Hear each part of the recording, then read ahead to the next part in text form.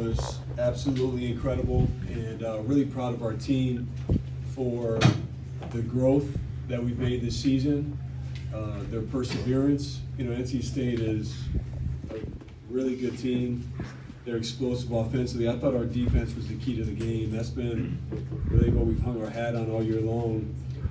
Derek's job on Burns, Tyrese with Smith, and we were fortunate too. They missed some shots, but collectively, thought we played a great defensive team. And then down the stretch, Jeremy really made some key plays. I think he scored 6 of our last 10. Pressure free throws with Tyrese, with Jeremy.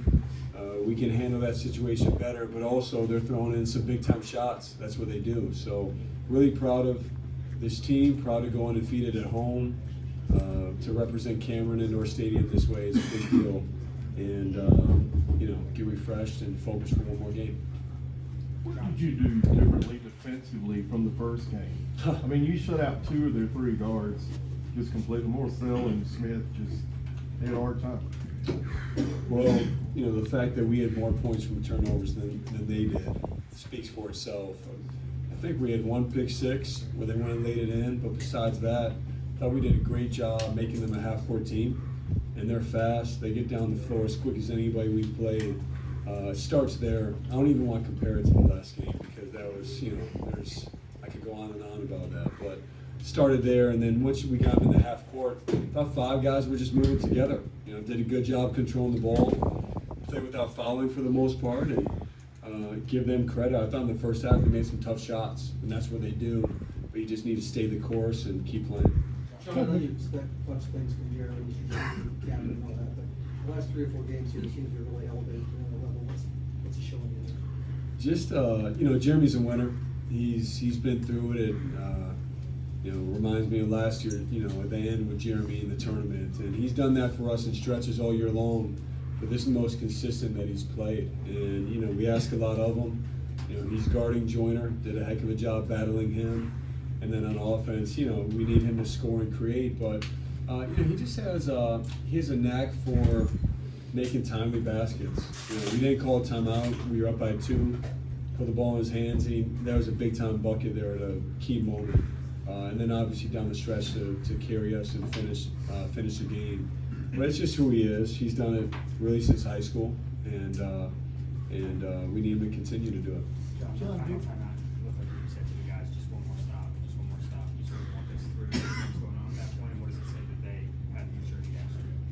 Yeah, that is not an easy position to be in. I mean, that's a tough spot to be in for sure.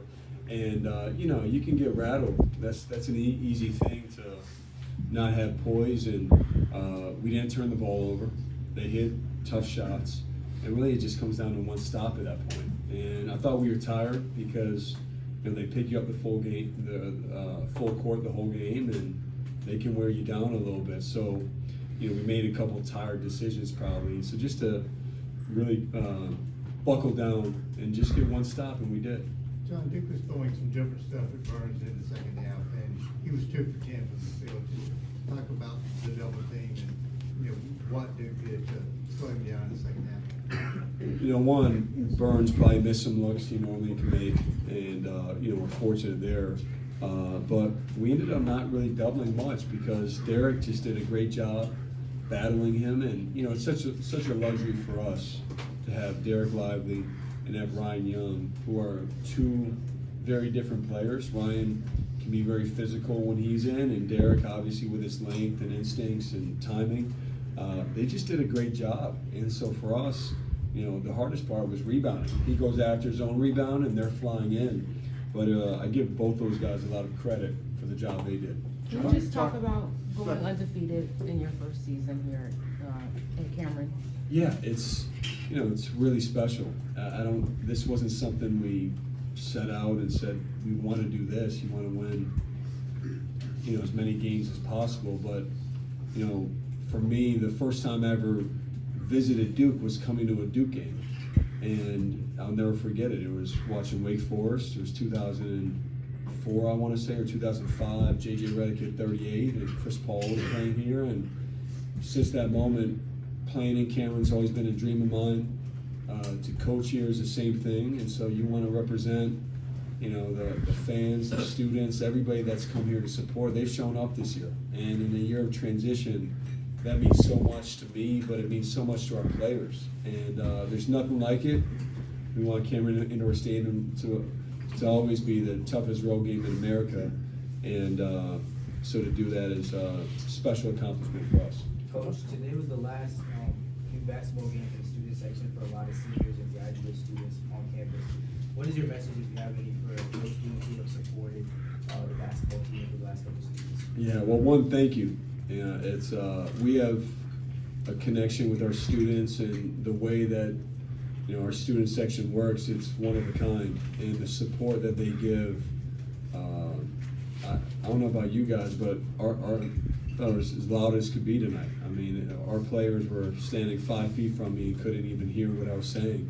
And so their passion, I think what's different for us is, you know, like you look at tonight's game and there are, you know, ups and downs you go through, whether it be through the course of the season or whether it be in a game, and they're just always so steady. You know, our fans, our students, they show up, they support, and we want to do the best that we can to have their backs too. And so thank you would be my message. If I'm reading the standings correctly, if you win Saturday and Clemson loses, you get the double bye. What would it mean to get an extra day off? And secondly, except for the crazy pandemic year, we give that one an asterisk, there's always been at least one Big Four team, and usually more than that. Your thoughts about possibly continuing that history?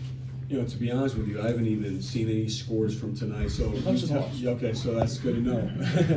And I need to digest it a little bit more, and to even think about the next week, I'm not there yet. You know, it's do you want a double bye? Of course you do. If not, that's a great opportunity also. We're going to be in a good spot. It's just a matter of where and who we're playing against. It's, you know, I told our guys for, you know, this game, Saturday, every game moving forward, you know, there's a lot on the line. Like, you're playing somebody that believes they should win, and it's going to be a tough game. So to win this, I thought it was great preparation for what's to come in March, regardless of what seed we end up getting. And, you know, that every game we play means a lot, and Saturday is no exception. You've talked all year about growth.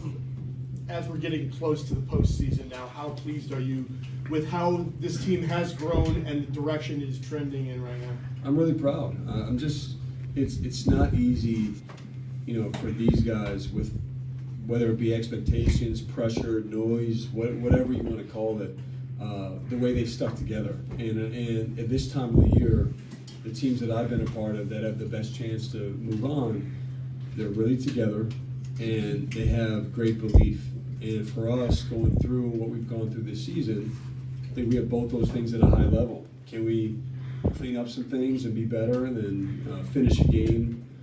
Could we finish a game better tonight? Can we, you know, shoot the ball better? Absolutely. But those things are going to happen. You have to have the togetherness. You have to have the belief. And that's what I'm most proud of. And it doesn't stop. The growth continues. We need to be better Saturday than we were tonight, and so on and so forth for the postseason. 16-0, John, is it possible that Mike traded last year's last game so that you would never lose at home? That's he's a generous person, but I don't know if that's the case. He's a good Catholic. Trust me, he's won, you know, more than anybody's ever won. I don't think he's, you know, sacrificed any of that. Well, as long as you keep winning. Yeah. Totally worth it. Speaking of last year, Ken noted somewhere along the way to March that there was a specific stretch between, I think, Florida State and Virginia last year that he said, this is an older Duke team now. This is a team that's ready for March. Has this team had that point yet? Is there a specific point or a game that you can look at? You know, I think for us, the Syracuse game was a big step. You know, doing it away from here, and I don't look at our guys like freshmen anymore either. You know, and we're at a point where we've gone through a lot. We've played neutral games against big time opponents, road games, obviously here at home, and now finally we know each other. You know, and I love the camaraderie, and you know, I think we're there in terms of the maturity and understanding what it takes. I think that's really, when you talk about freshmen or being young, it's not understanding what it takes. You just have never gone through it before. And for us, I think we know that now. To expand on that, the second half was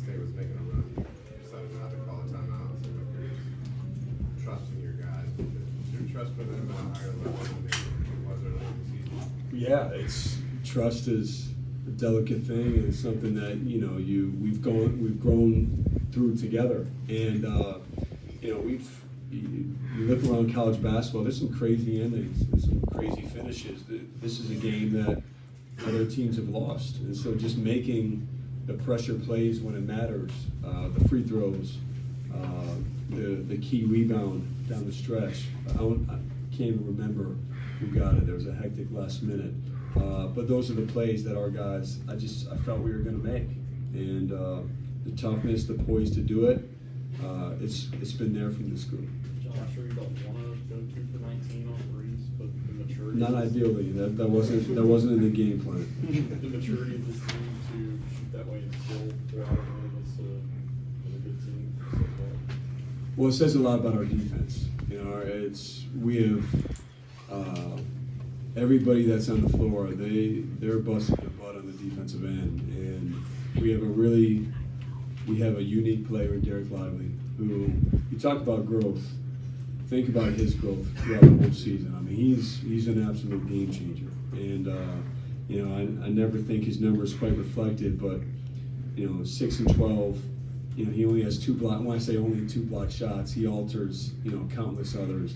But you have a unique player in him, and then we have guards that a perimeter that can really defend, and everybody's bought into that. So for me, our defense has been top notch. One of our analytics guys was telling me in the month of February we've had a top 10 defense in the country, and that's what's carried us. And obviously offensively, the way we shared it, the way NC State plays, it's hard to share the ball. Like it's just hard to get into a rhythm because of the way they pressure and deny, and so they kind of force you to make some plays, which Jeremy and Tyrese, you know, made a bunch of them.